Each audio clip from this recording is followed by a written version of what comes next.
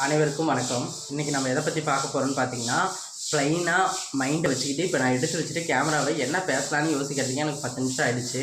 ஆக்சுவலாக இது மாதிரி நம்ம மைண்டு வந்து எப்பயுமே ஃப்ரீயாக இருக்கிறதுக்கு என்னென்னு யோசித்தோம்னா, எதையாவது ஒரு விஷயத்தை பற்றி நம்ம யோசித்தோம்னா அதை பற்றின திங்கிங் நமக்கு அதிகமாகும். பட் எதையாவது செய்யலாம்னு நம்ம யோசித்தோம்னா என்ன பண்ணுங்கிற ரீசனும் கிடைக்காது, என்ன பண்ணுங்கிற ஒரு ஐடியாவும் நமக்கு கிடைக்காது. ஆக்சுவலாக இப்படி நான் இன்றைக்கி எடுத்தது டாபிக் நிறைய எடுத்து வச்சுருந்தாலும் பட் இன்றைக்கி பேசணும்னு நினச்சப்போ எனக்கு ப்ளைனாக எதை பற்றி பேசுகிறதுனே தெரியாத ஒரு மைண்ட் செட்டாக தான் இருந்துச்சு. ஆக்சுவலாக இந்த மைண்ட் செட்டு எல்லாருக்கும் பர் டேயில் ஒரு டைமாவது வந்துட்டு போகும். என்ன பண்ணணும்னு தெரியாது, இல்லை என்ன பண்ணலான்னு யோசிச்சுட்டே அந்த டைமை நம்ம கடந்துருவோம். ஆக்சுவலாக எந்த ஒரு இதுக்குமே ஒரு ப்ரீ பிளானடுன்னு ஒன்று இருக்குது. நான் எப்பயுமே பேசும்போது ப்ரீ பிளானடாக எனக்கு இந்த டாப்பிக்கை பற்றி தான் பேசணும்னு பேசுவேன். பட் ஆக்சுவலாக எனக்கு எதுவுமே என்னால் பேச தோணாதனால நான் எடுத்து வச்சதுக்கு அப்புறமே என்னோடய எக்ஸ்பீரியன்ஸே இப்படி தான் இருக்குது, நான் இப்படி தான் பேசுகிறேங்கிறத உங்களுக்கு தெரியறதுக்காக பண்ணியிருக்கேன்.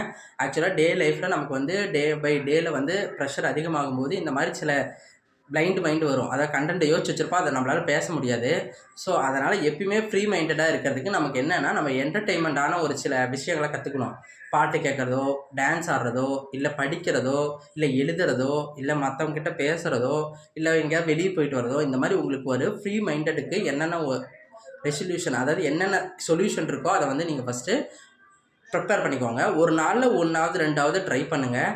ஏன்னா நம்ம மைண்டை ஃப்ரீயாக வச்சுக்கிட்டா தான் நம்மளோட டெய்லி ஆக்டிவிட்டியோ நம்மளோட ரெகுலர் ஆக்டிவிட்டியில் இருக்க அந்த ஆக்டிவிட்டிலாம் நம்ம கரெக்டாக பண்ண முடியும். மைண்டுக்கு ஒரு சின்ன ரிலாக்ஸேஷன் கிடைக்கும்.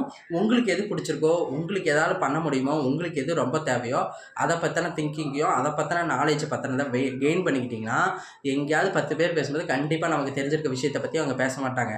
நமக்குன்னு தெரிஞ்ச டாபிக் எனக்காவது ஒரு நாள் யாராவது பேசுவாங்க. அப்போ நம்மளோட கண்டென்ட் அவங்ககிட்ட கொடுக்கலாம். ஸோ அப்போ ஓரளவுக்கு இவனுக்கு இதை பற்றி தெரிஞ்சிருக்குன்ற ஒரு சின்ன சாட்டிஸ்ஃபேக்ஷன் அவங்களுக்கும் வரும், நமக்கும் ஒரு சின்ன சந்தோஷம் வரும். அதனால் எப்பயுமே ஒரு ஃப்ரீ என்டர்டெயின்மெண்ட்க்கு ஒன்று கற்றுக்கோங்க, அதை டெவலப் பண்ணிக்கோங்க. தேங்க்யூ.